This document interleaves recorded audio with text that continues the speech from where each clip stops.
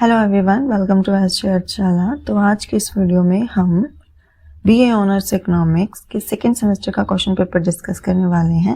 तो चलिए शुरू करते हैं।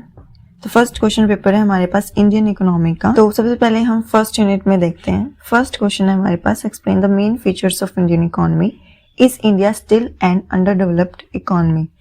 तो आपको इंडियन इकोनॉमी की फीचर्स बतानी है कि क्या क्या फीचर्स हैं, और ये भी बताना है कि क्या स्टिल एक वो अंडर डेवलप्ड इकोनॉमी है या वो डेवलप हो चुके हैं या वो डेवलपिंग है। Second question is, how do you account for the backwardness of Indian agriculture? तो इंडियन एग्रीकल्चर बैकवर्ड है, इसके बारे में हमारे क्या व्यूज हैं?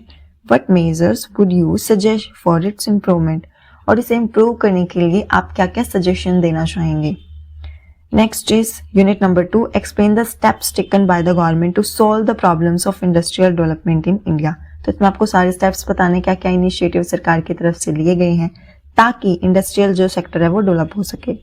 What are the problem faced by the small scale industries in India? Discuss the steps taken by the government to solve this problem. इसमें भी आपको यही बताना है कि इंडियन गवर्नमेंट ने स्मॉल स्केल इंडस्ट्रीज को ग्रो अप करने के लिए क्या क्या स्टेप्स लिए हैं। तो देखिए, बेसिकली ये वाला जो क्वेश्चन है इसमें आपको पॉइंट्स एक्सप्लेन करने हैं। पॉइंट को एक्सप्लेन करने का सबसे अच्छा तरीका यही है कि सबसे पहले आप सारे पॉइंट्स की हेडिंग डालिए। ओके, अगर पॉइंट्स ज्यादा हैं तो उस केसेस में ये वाला मेथड अच्छा रहता है कि सबसे पहले जो मेन हेडिंग है वो आप आराम से लिख दें और उसके बाद 1 बाय 1 करके उन पॉइंट्स को एक्सप्लेन करें। अगर आपके पास पॉइंट्स कम है, जैसे कि 5 से 6 पॉइंट है, तो आप क्या कर सकते हैं, जो भी टॉपिक है उसका इस तरह से आप हेडिंग डालेंगे और इसमें इस तरह से लाइंस लगा के और यहाँ पे क्लाउड टाइप में उस पॉइंट की हेडिंग लिख देंगे। तो ये भी मेथड जो है वो काफी इफेक्टिव रहता है। तो दोनों में से आप देख लेना, अगर पॉइंट ज्यादा है तो पहले वाला और अगर पॉइंट कम है तो दूसरे वाला। नेक्स्ट है हमारे पास unit number 3, critically examine the main defects of Indian tax system. Discuss the recommendation of Kelkar committee to remove this defect. तो कैलकर कमेटी ने इन डिफेक्ट्स को दूर करने के लिए इंडिया के जो टैक्स सिस्टम में जो डिफेक्ट्स है क्या क्या स्टेप्स उठाए वो आपको एक्सप्लेन करने हैं।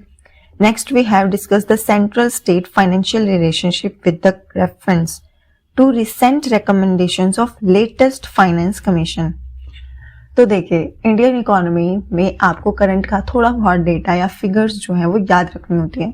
अगर आप विदाउट फिगर अपने आंसर को एक्सप्लेन करके आते हैं तो ये तो नहीं है कि आपका क्वेश्चन गलत कर दिया जाएगा, बस आपको इफेक्टिवली मार्क्स नहीं मिलेंगे, आपको मार्क्स कम मिलेंगे। लेकिन अगर आप फिगर लिख के आते हो, थोड़ा डेटा लिख के आते हो, तो इससे आपके मार्क्स ज्यादा आने के चांसेस होते हैं। Next we have unit 4, what is meant by economic reforms. क्या होते हैं, what was the need of economic reforms. जो इकोनॉमिक रिफॉर्म्स एलपीजी पॉलिसी जो उनकी 1991 में आई थी, जैसा कि हम सबको पता है, वो बहुत बड़े रिफॉर्म्स थे और उनकी बहुत ज्यादा जरूरत थी। तो उनकी जरूरत क्यों पड़ी ये आपको एक्सप्लेन करना है। Next we have critically examine the role of new economic reforms in India in context to globalisation and liberalisation. तो एलपीजी की फुल फॉर्म आपको पता है, एल मतलब लिबरलाइजेशन, पी मतलब प्राइवेटाइजेशन एंड जी का मतलब ग्लोबलाइजेशन। तो एलपीजी पॉलिसी ने क्या क्या रोल निभाया ये आपको एक्सप्लेन करना है इस क्वेश्चन में। नेक्स्ट वी हैव यूनिट 5 जिसमें आपसे शॉर्ट क्वेश्चन पूछे हुए हैं 2 मार्क्स में। मिक्स्ड इकोनॉमी क्या होती है। Discuss the main points of importance of agriculture. Explain the 2 main features of industrial policy. What do you mean by large scale industry in India. Indirect taxes क्या होता है, डायरेक्ट टैक्स भी आपसे पूछ सकते हैं। Give the main sources of state revenue in India. Discuss the recent changes in the import of India. Explain the 2 components of new economic policy. Next हमारे पास paper है माइक्रो इकोनॉमिक्स का। Explain the features of oligopoly. What is the difference between collusive and non-collusive oligopoly? तो इनमें basically difference जो है एक tactic agreement का है। अगर एग्रीमेंट होता है तो वो कॉल्यूसिव है और नॉन कॉल्यूसिव यानी उनके बीच में कोई टैक्टिक एग्रीमेंट नहीं है।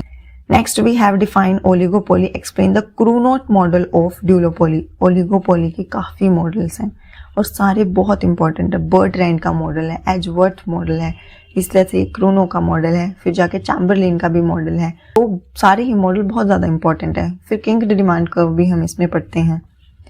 Next we have unit 2। Explain the Baumol sale maximisation sales revenue maximization model. What is the role of advertisement in this model? Very important. बामोल का sales revenue maximization model is very important. Mostly asked question है ये. Critically examine the Bain's limit pricing theory. That is also important.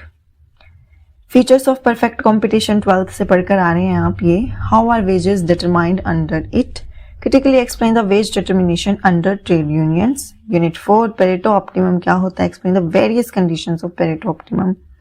Pareto optimum आपको पता है कि एक इंसान का better off हम जब तक नहीं कर सकते जब तक दूसरे का worse off ना हो जाए. तो that is Pareto optimality. Market failure क्या होता है? Discuss the remedial measure to solve the problem of market failure. Unit 5th short question price leadership kinked demand curve full cost pricing marginal cost market demand imperfect competition Pareto efficiency and public goods. तो ये हमारे पास English का question paper है तो जिसमें आपको reference to the context of the following passage.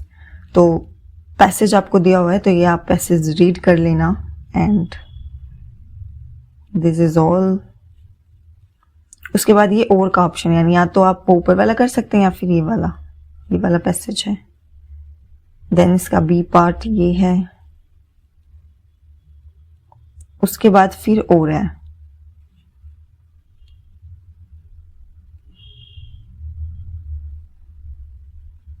Then this is second question. तो बेसिकली फर्स्ट क्वेश्चन एक बार आप देखिए. फर्स्ट क्वेश्चन में इन्होंने क्या कर रखा है? फर्स्ट क्वेश्चन का ए पार्ट में आपको ऑप्शन दे रखा है 8 नंबर में. इसी तरह से बी पार्ट में आपको ऑप्शन दे रखा है. नेक्स्ट हमारे पास क्वेश्चन 2 में जो ए पार्ट है how did the lawyer pass his 15 years in a cell did he enjoy it or suffer. तो 8 मार्क्स के 2 क्वेश्चन ऑप्शन में आए हुए हैं. इसी तरह से ही जो बी पार्ट में भी 2 क्वेश्चन है 8 मार्क्स के. ओके तो ये आपके पास ऑप्शन है. आप इन दोनों में से कोई सा भी कर सकते हो. ओके उसके बाद हमारे पास ये ग्रामर है तो ये आप देख सकते हैं.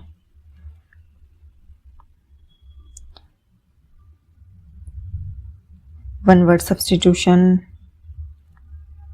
And then synonyms paragraph. तो इनमें आपको किसी भी टॉपिक पे पैराग्राफ लिखना है. Aim in life noise pollution ideal student my favourite leader and Indian village. Write a review of the reality show on TV that you have been seen recently.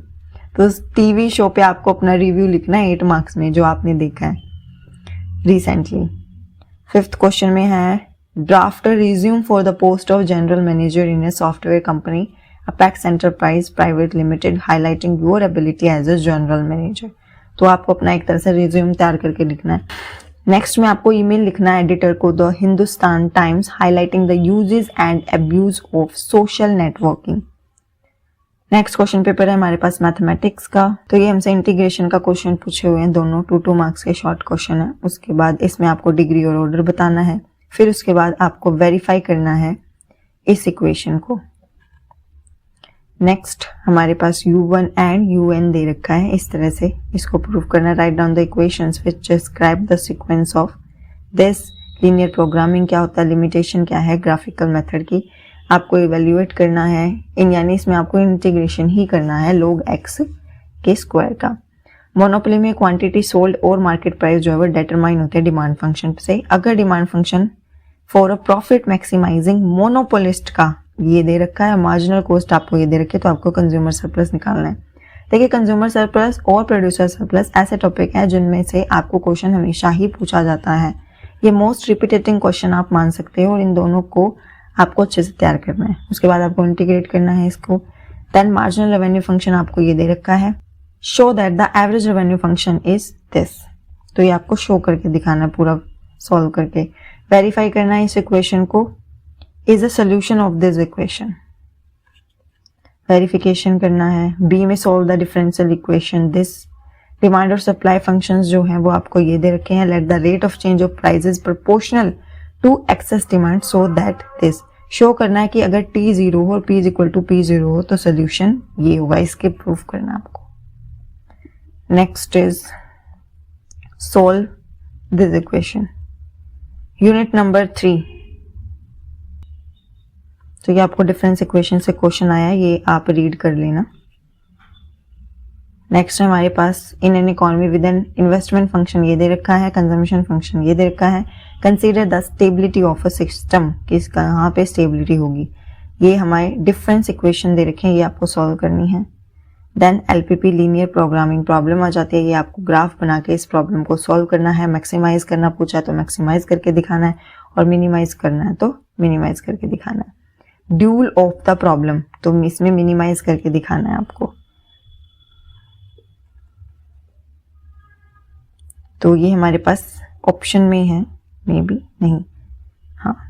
तो जो 8th क्वेश्चन है उसके 2 part करके पूछे हुए हैं आपसे, ए और बी। 9th क्वेश्चन आपसे पूरा 16 मार्क्स का पूछा हुआ है।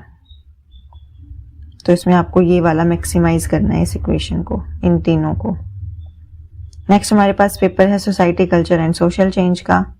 इसमें आपको बताना है अर्बन इंडस्ट्रियलाइजेशन क्या होता है, ट्राइबल सोसाइटी क्या है, 2 टाइप्स ऑफ सोशल कंट्रोल क्या है, सिक्योरलाइजेशन क्या है, मटेरियल कल्चर क्या होता है, importance of social power stratification क्या होता है, क्लास स्ट्राटिफिकेशन क्या होता है, what is mean by tribal society किसे कहते हैं, discuss it's characteristics, rural society क्या है, उसके basic element and structure, differentiate करना है मटेरियल और नॉन मटेरियल कल्चर को, और उसके नेचर एंड टाइप्स बताने हैं।